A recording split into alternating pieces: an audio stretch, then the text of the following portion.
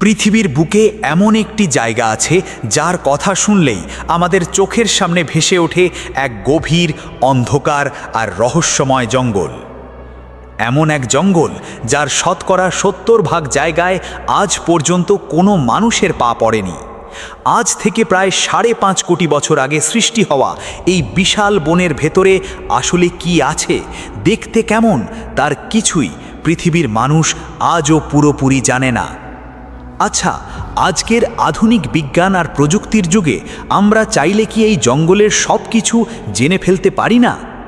উত্তরটা হলো হ্যাঁ, হয়তো পারি, কিন্তু সেটা করলে আমাদের এই পুরো মানবজাতি আর পৃথিবীর সমস্ত প্রাণী ও উদ্ভিদের জন্য এমন এক ভয়ঙ্কর বিপদ নেমে আসবে যা আপনি কল্পনাও করতে পারবেন না। কিন্তু কেন? কি সেই বিপদ? এই চমকপ্রদ প্রশ্নের উত্তর এবং এই রহস্য ঘেরা বনের অনেক অজানা গল্প আজ আমি আপনাদের শোনাব। তবে মূল গল্পে যাওয়ার আগে আপনাদের কাছে ছোট্ট একটা অনুরোধ।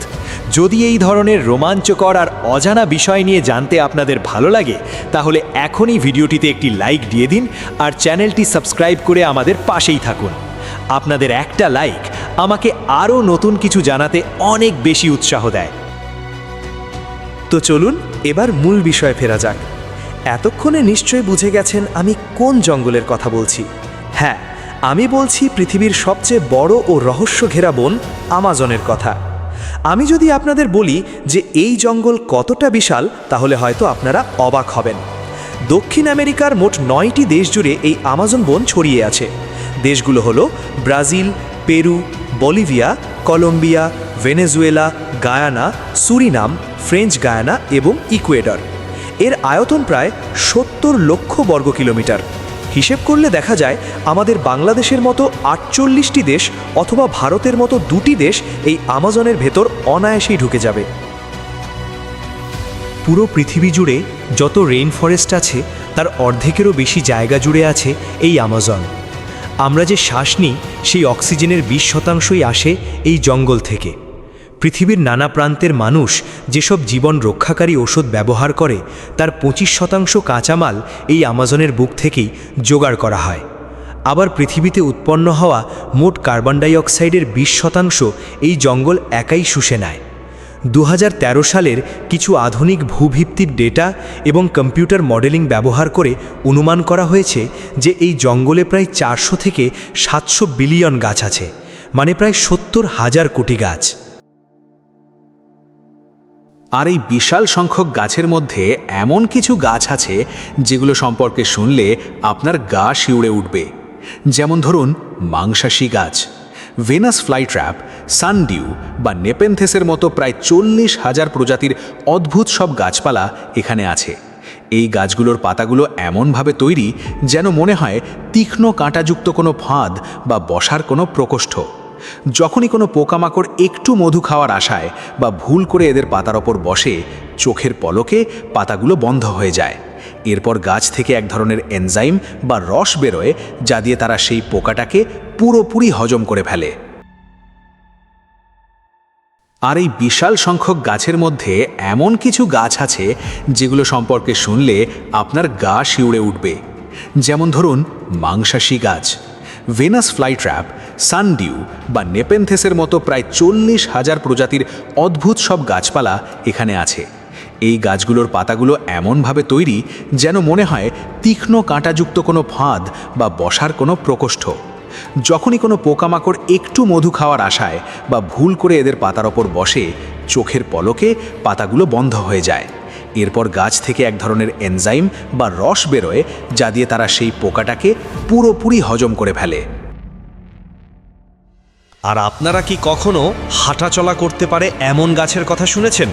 আমাজনে কিন্তু এমন গাছও আছে, একে বলা হয় ওয়াকিং পাম ট্রি। এই গাছের বৈশিষ্ট্য হলো এরা শেকড়ের সাহায্যে নিজেদের অবস্থান পরিবর্তন করতে পারে। যদিও কাজটা খুব ধীরে ধীরে হয় এবং গাছটি আসলে মানুষের মতো হাঁটে না, এই গাছগুলো বেশ লম্বা আর সোজা হয় এবং এদের শেকড়গুলো মাটির একটু ওপরে থাকে, যা মাটি থেকে রসদ গ্রহণ করে। যখন এই গাছটি দেখে যে তার বর্তমান জায়গায় পর্যাপ্ত পুষ্টি নেই বা কোনো বাধার সম্মুখীন হচ্ছে, তখন নতুন শেকড় গজানোর মাধ্যমে এবং পুরনো শেকড়গুলো মরে যাওয়ার ফলে গাছটি আস্তে আস্তে এক জায়গা থেকে অন্য জায়গায় সরে যায়। দূর থেকে দেখলে মনে হয় যেন গাছটা হেঁটে বেড়াচ্ছে। আপনারা হয়তো ইন্টারনেটে বা ইউটিউবে আমাজন জঙ্গলের অজানা রহস্য নিয়ে অনেক ভিডিও দেখেছেন বা শুনেছেন, কিন্তু এই হাঁটা চলা করা গাছের ব্যাপারটা সত্যি একদম আলাদা এবং বিস্ময়কর। এখানেই শেষ নয়।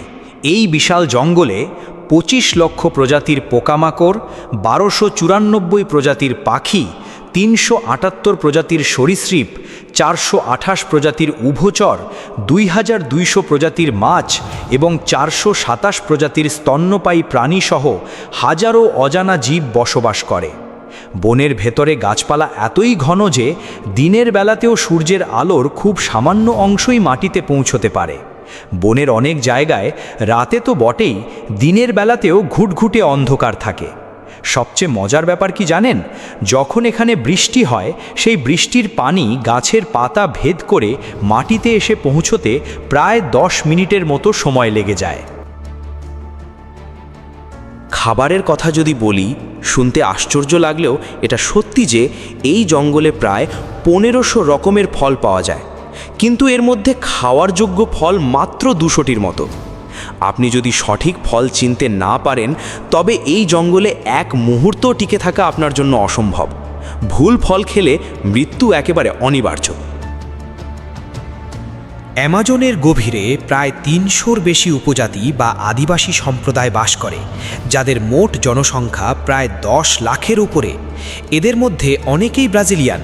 এরা পর্তুগিজ বা স্প্যানিশ ভাষার পাশাপাশি অন্যান্য ভাষায় কথা বলে, কিন্তু এর বাইরেও এদের নিজস্ব এমন অনেক ভাষা আছে যা তারা ছাড়া পৃথিবীর আর কোনো মানুষ বোঝে না।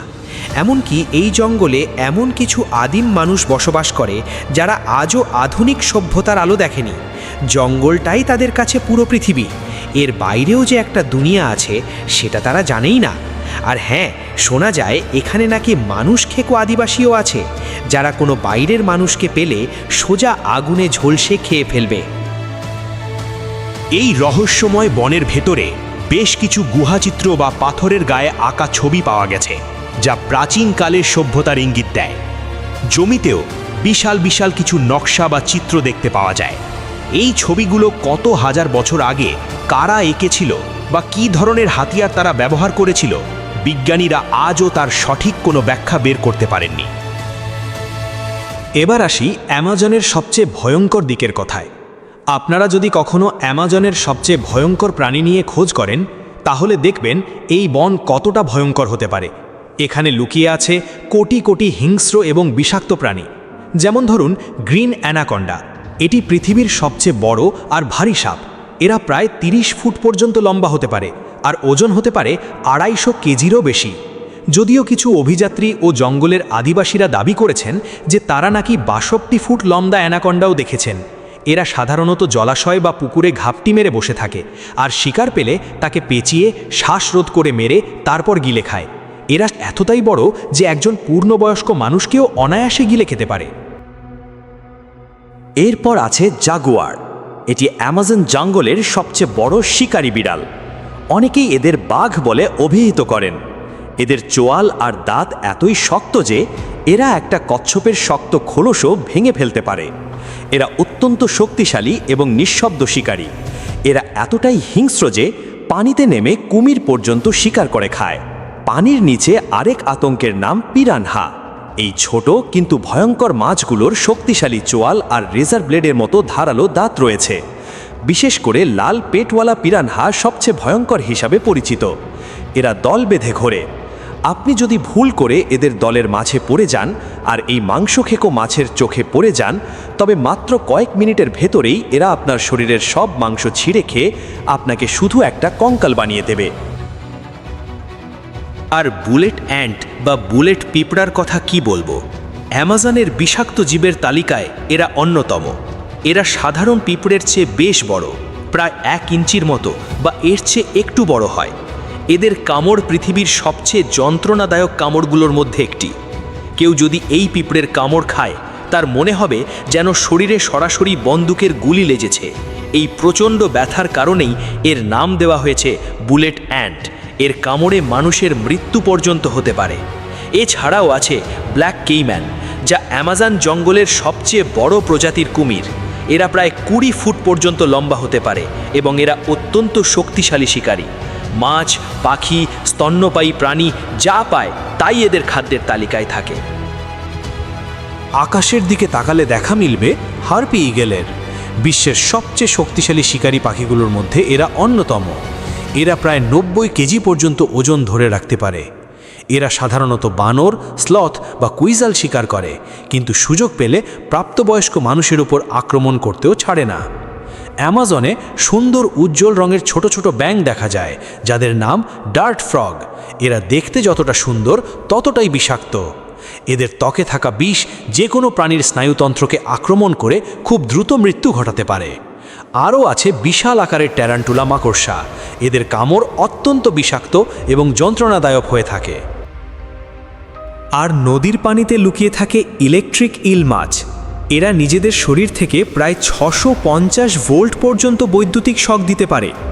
এই শক দিয়ে তারা বড় বড় কুমির, মাছ, ব্যাঙ বা সাপকে অজ্ঞান করে বা মেরে ফেলে শিকার করে। একটা মানুষকে মেরে ফেলার জন্য এদের এই বিদ্যুৎই যথেষ্ট। এদের শরীরের ইলেকট্রোসাইট নামক বিশেষ অঙ্গ থেকে এই বিদ্যুৎ তৈরি হয়। এখন আপনাদের মনে একটা প্রশ্ন আসতে পারে, এত বিশাল আর ভয়ঙ্কর একটা জঙ্গল কবে আর কিভাবে সৃষ্টি হলো?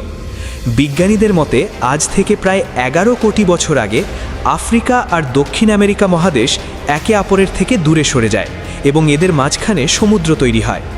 এরপর আদিজ পর্বতমালার প্রভাব এবং প্রচুর বৃষ্টিপাতের কারণে দক্ষিণ আমেরিকার এই অংশে ঘন বনাঞ্চল গড়ে ওঠার পথ তৈরি হয়। এরপর থেকে ধীরে ধীরে বনটির পরিধি বড় হতে হতে আজকের এই রূপ ধারণ করেছে, যাকে আমরা অ্যামাজন বন হিসেবে চিনি। এই বনের ঠিক ভেতর দিয়ে বয়ে গেছে অ্যামাজন নদী।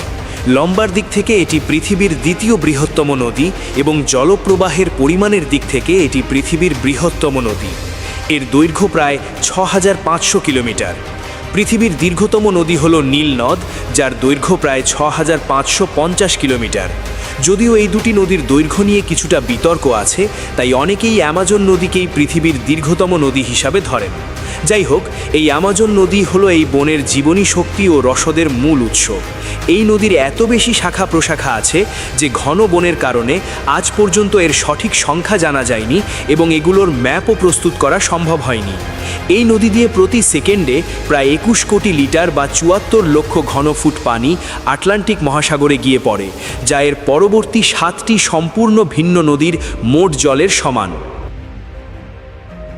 অ্যামাজনের যে অংশটা পেরু দেশে পড়েছে সেখানে সানাই টিম্পিস্কা নামের একটা অদ্ভুত নদী আছে।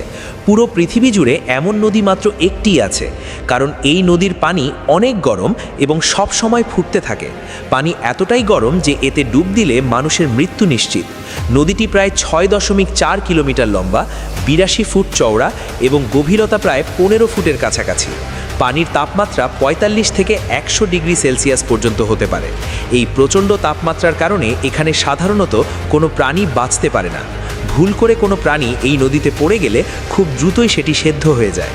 এই নদীর পানির তাপের উৎস হিসেবে কিছু বিষয়কে অনুমান করা হলেও এর প্রকৃত কারণ আজও বিজ্ঞানীদের কাছে এক অজানা রহস্য। অনেকের মনেই এই প্রশ্ন জাগতে পারে যে এত বড় একটা জঙ্গল, অথচ এখানে কেন কোনো বড় ব্রিজ বা রাস্তা তৈরি করা হয়নি? এর মূল কারণ হলো পৃথিবীর পরিবেশ ও আবহাওয়ার ভারসাম্যের জন্য আমাজনের গুরুত্ব অত্যন্ত বেশি। যদি এই বন না থাকে তবে পৃথিবীতে কার্বন শোষণের ক্ষমতা কমে যাবে, বিশ্ব উষ্ণায়ন বা গ্লোবাল ওয়ার্মিং বাড়বে, আর্কটিক ও আটলান্টিকের বরফ গলে সমুদ্রের পানির উচ্চতা বেড়ে যাবে। এর ফলে ভয়ঙ্কর বন্যাসহ আরও মারাত্মক সব বিপর্যয় নেমে আসতে পারে পৃথিবীতে। তাই এই বন এবং এর জীববৈচিত্র্যকে রক্ষা করতেই ইচ্ছে করে এখানে বড় কোনো সেতু বা স্থাপনা বানানো হয়নি। তাছাড়া এই জঙ্গলে যেসব আদিবাসী বসবাস করে তাদের সংখ্যা খুবই কম এবং তারা বাইরের জগতের সাথে কোনো যোগাযোগ রাখে না। আগেই বলেছি, এখানে এমন আদিম মানুষও আছে যারা এই জঙ্গল ছাড়া বাইরের পৃথিবী সম্পর্কে কিছুই জানে না। তাই তাদের জন্য বড় ব্রিজ বা রাস্তা করার কোনো প্রয়োজনই নেই। ছোটোখাটো কিছু ব্রিজ বা পায়ে হাঁটা পথ থাকলেও বিস্তীর্ণ অঞ্চলে দীর্ঘ কোনো সেতু নেই। ভিডিও শুরুতে আমি একটা কথা বলেছিলাম, আধুনিক তথ্য প্রযুক্তি ও বিজ্ঞানের যুগে মানুষ চাইলেই কি এই বনের সব কিছু জেনে ফেলতে পারে না? উত্তর ছিল হয়তো সম্ভব, কিন্তু তা করলে সেটা হবে মানবজাতি এবং পৃথিবীর সকল প্রাণী ও উদ্ভিদের জন্য অত্যন্ত ভয়ঙ্কর বিপদ। একটু ভেবে দেখুন, এই জঙ্গলের পরতে পরতে লুকিয়ে আছে ভয়ঙ্কর ও বিষাক্ত সব প্রাণী, মানুষ খেকো আদিম মানুষ, বিষাক্ত গাছ, পাহাড়, খরস্রোতা নদী আর জলাশয়। এই জঙ্গলে অভিযানে গিয়ে অনেক অভিযাত্রী বনের ভেতর হারিয়ে গেছেন বা মারা গেছেন। একটা গুজব বা সত্যি যাই হোক না কেন, বলা হয় এই বনের ভেতর নাকি সোনার তৈরি একটা শহর আছে, যার নাম এল ডোরাডো। এই সোনার শহর খুঁজতে গিয়ে প্রায় ১৩টি অভিযানে ১০০ জনের মতো অভিযাত্রী প্রাণ হারিয়েছেন। অর্থাৎ এটা একদম স্পষ্ট যে এই বনের ভেতর কোথায় কি আছে তা জানতে হলে সব জায়গাতে যেতে হবে, আর সেটা করতে গেলে পদে পদে বাধা আর প্রাণনাশের আশঙ্কা আছে। তাই বনের ভেতর নিরাপদে যেতে হলে এবং অভিযান চালাতে হলে এই বন্য প্রাণীগুলোকে এবং অনেক আদিম মানুষকে হত্যা করতে হবে, কেটে ফেলতে হবে কোটি কোটি গাছ। এমন ধ্বংসযজ্ঞ চালালে পৃথিবীর পরিবেশ ও আবহাওয়াকে মানুষের বসবাস উপযোগী করে রাখা এই বন হয়তো পৃথিবীর বুক থেকে চিরতরে বিলীন হয়ে যাবে।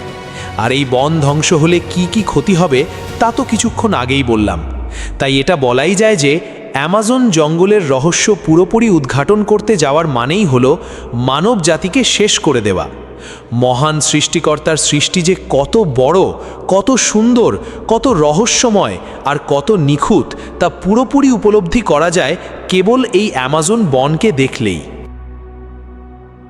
বন্ধুরা, আজকের ভিডিওটি এই পর্যন্তই। আমাজন বনের এই অজানা আর রোমাঞ্চকর রহস্যগুলো আপনাদের কেমন লেগেছে তা অবশ্যই কমেন্ট করে জানাবেন। আর হ্যাঁ, ভিডিওটি যদি আপনাদের ভালো লেগে থাকে তাহলে অবশ্যই একটি লাইক দেবেন এবং চ্যানেলটি সাবস্ক্রাইব করে বেল আইকনটি বাজিয়ে দেবেন। আপনাদের ভালোবাসা আর সাপোর্টই আমাকে নতুন কিছু তৈরি করার সাহস যোগায়। দেখা হবে আগামী ভিডিওতে। ততক্ষণ পর্যন্ত ভালো থাকবেন, সুস্থ থাকবেন এবং আপনাদের প্রিয় চ্যানেল রনি এআই এর সাথেই থাকবেন। অসংখ্য ধন্যবাদ।